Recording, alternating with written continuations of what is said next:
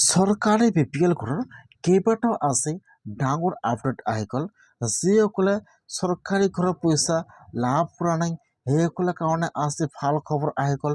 আৰু আপোনালোকে যদি এতিয়ালৈকে চৰকাৰী ঘৰটো লাভ কৰা নাই তেনেহ'লে কিন্তু এইবাৰ আপোনালোকে চৰকাৰী ঘৰটো লাভ কৰিব। আজি চৰকাৰী ঘৰৰ কেইবাটাও গুৰুত্বপূৰ্ণ আপডেট আহি গৈছে। যদি আপোনালোকে এতিয়াও চৰকাৰী ঘৰটো লাভ কৰা নাই অথবা আপোনালোকৰ চৰকাৰী ঘৰৰ কাৰণে আবেদন কৰিছিল কিন্তু আপোনালোকৰ জিঅ'টেক সম্পূৰ্ণ হৈ গৈছে, আপোনালোকে এতিয়া চৰকাৰী ঘৰৰ ফাৰ্ষ্ট কিস্তি লাভ কৰা নাই তেনেহ'লে কিন্তু আজি আপোনাৰ কাৰণে ভাল খবৰ আহি গ'ল। ইতিমধ্যে কিন্তু এটা চৰকাৰী ঘৰৰ নতুন লিষ্ট আজি মুকলি হৈ গ'ল। যিসকলৰ লিষ্টত নাম আহিছে সকলোৰে একাউণ্টত কিন্তু আজি চৰকাৰী ঘৰৰ পইচা সোমাই গ'ল। কেনেকুৱাকৈ আপোনালোকে চৰকাৰী ঘৰৰ লিষ্টটো চেক কৰিব লাগিব যে আপোনালোকৰ লিষ্টত নামটো আহিছে নে অহা নাই, আৰু কোনসকলৰ একাউণ্টত চৰকাৰী ঘৰৰ পইচা সোমাই গ'ল আৰু কোনসকলে চৰকাৰী ঘৰৰ পইচা লাভ নকৰিব। যদি আপোনালোকৰ একাউণ্টত চৰকাৰী ঘৰৰ পইচা সোমোৱা নাই তেনেহ'লে এতিয়া আপোনালোকে কি কৰিব লাগিব, মই আজি এইটো ভিডিঅ'ত আপোনালোকক সম্পূৰ্ণ প্ৰচেছ ষ্টেপ বাই ষ্টেপ জনাই দি আছোঁ। আপোনালোকে জানিবলৈ হ'লে ভিডিঅ'টো সম্পূৰ্ণকৈ চাই ল'ব স্কিপ নকৰাকৈ। আৰু যদি আপোনালোকে মোৰ চেনেলত নিউ হয় মোৰ চেনেলটো ছাবস্ক্ৰাইব কৰি ৰাখি দিব। যিসকলে এইবাৰ চৰকাৰী ঘৰৰ কাৰণে এপ্লিকেশ্যন কৰিছিল আৰু জিঅ'টেক সম্পূৰ্ণ হৈ গৈছে, এতিয়ালৈকে চৰকাৰী ঘৰৰ ফাৰ্ষ্ট কিস্তি লাভ কৰা নাই, এতিয়া কিন্তু আজি সেইসকলৰ কাৰণে ডাঙৰ আপডেট আহি গৈছে। আজি কিন্তু সকলোৰে একাউণ্টত চৰকাৰী ঘৰৰ পইচা সোমাই গ'ল।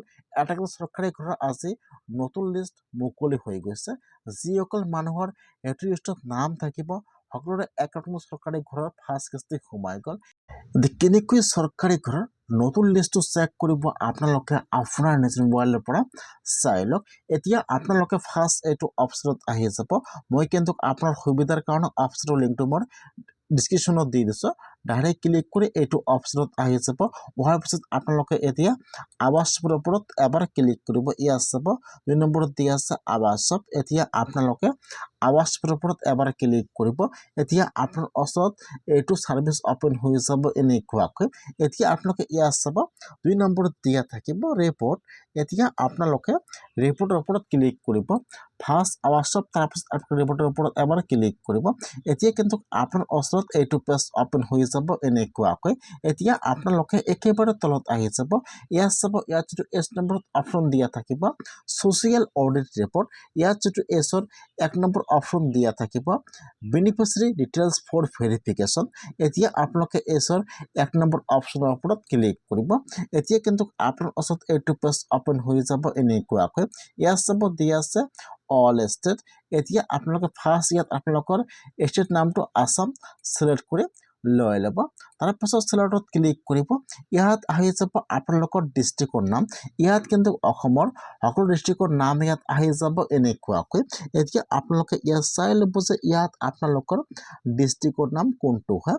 ইয়াত যিটো আপোনালোকৰ ডিষ্ট্ৰিক্টৰ নাম হয় এতিয়া আপোনালোকে ইয়াত চাই ইয়াত আপোনালোকৰ ডিষ্ট্ৰিক্টৰ নামৰ ওপৰত ক্লিক কৰিব। যেতিয়া আপোনালোকে আপোনাৰ ডিষ্ট্ৰিক্ট নামৰ ওপৰত ক্লিক কৰিব তাৰপিছত ইয়াত আহি যাব আপোনালোকৰ ব্লকৰ নাম। এতিয়া আপোনালোকে ইয়াত চালে ইয়াত যিটো আপোনালোকৰ ব্লকৰ নাম হয় এতিয়া আপোনালোকে আপোনাৰ ব্লকৰ নামটো চিলেক্ট কৰি লৈ ল'ব। তাৰপিছত চিলেক্টত ক্লিক কৰিব। ইয়াত আহি যাব আপোনালোকৰ পঞ্চায়তৰ নাম। এতিয়া আপোনালোকে ইয়াত চালে ইয়াত যিটো আপোনালোকৰ পঞ্চায়ত নাম চিলেক্ট কৰি লৈ ল'ব।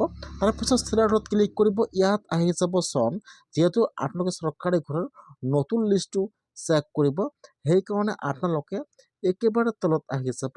ইয়াত অপশ্যন ইয়াত চাব দিয়া আছে চনটো 25 and 26। আপোনালোকে ইয়াৰ পৰা চনটো 25 and 26 চিলেক্ট কৰি লৈ ল'ব। ইয়াত চাব একেবাৰে তলত চাব দিয়া আছে 25 and 26। আপোনালোকে ইয়াৰ পৰা চনটো 25 and 26 চিলেক্ট কৰি লৈ ল'ব। তাৰপিছত চিলেক্টত ক্লিক কৰিব। ইয়াত 1 নম্বৰত অপশ্যন আহি যাব প্ৰধানমন্ত্ৰী আৱাস যোজনা গ্ৰামীণ। আপোনালোকে ইয়াৰ পৰা সেইটো চিলেক্ট কৰি লৈ ল'ব। তাৰপিছত আপোনাৰ ওচৰত আহি যাব কেপচা। এতিয়া আপোনালোকৰ তাত যিটো কেপচা আহি যায় এতিয়া আপোনালোকে ইয়াত যি কেপচা হয় মাইনাছ প্ৰেছ কৰি ইয়াত আপোনালোকে কেপচাটো বহাই দিব। কেপচাটো বহাই দি আপোনালোকে এতিয়া 4 মিনিটৰ ওপৰত ক্লিক কৰিব। যেতিয়া আপোনালোকে কেপচাটো বহাই দি 4 মিনিটৰ ওপৰত ক্লিক কৰিব।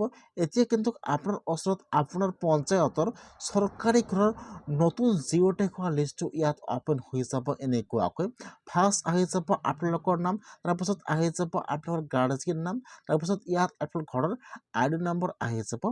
এই লিষ্টত যিসকলৰ নাম আহিছে সকলোৰে একাউণ্টত কিন্তু আজি চৰকাৰী ঘৰৰ ফাৰ্ষ্ট কিস্তি সোমাই গ'ল। সেইকাৰণে যদি আপোনালোকৰ জিৰ' টেগ সম্পূৰ্ণ হৈ গৈছে, আপোনালোকে এতিয়া চৰকাৰী ঘৰৰ ফাৰ্ষ্ট কিস্তি লাভ কৰা নাই, তেনেহ'লে আপোনালোকে আজি চৰকাৰী ঘৰৰ এইটো লিষ্ট চেক কৰি আপোনালোকৰ লিষ্টত নামটো আহিছে নে অহা নাই। যদি আপোনালোকৰ নামটো এইটো লিষ্টত আহিছে, তেনেহ'লে কিন্তু আপোনালোকৰ একাউণ্টত আজি চৰকাৰী ঘৰৰ ফাৰ্ষ্ট কিস্তি সোমাই গ'ল 32,500 টকা। সেইকাৰণে যিসকলৰ জিৰ' টেগ সম্পূৰ্ণ হৈ গৈছে, এতিয়ালৈকে চৰকাৰী ঘৰৰ ফাৰ্ষ্ট কিস্তি লাভ কৰা নাই, সেইসকলে আজি চৰকাৰী ঘৰৰ নতুন লিষ্টটো আপোনালোকে আপোনাৰ নিজৰ মোবাইলৰ পৰা চাই লওক যে আপোনালোকৰ লিষ্টত নামটো আহিছে নে অহা নাই। যদি আপোনালোকৰ নামটো লিষ্টত আহিছে, তেনেহ'লে কিন্তু আপোনালোকৰ একাউণ্টত চৰকাৰী ঘৰৰ আজি ফাৰ্ষ্ট কিস্তি সোমাই গৈছে 32,500 টকা।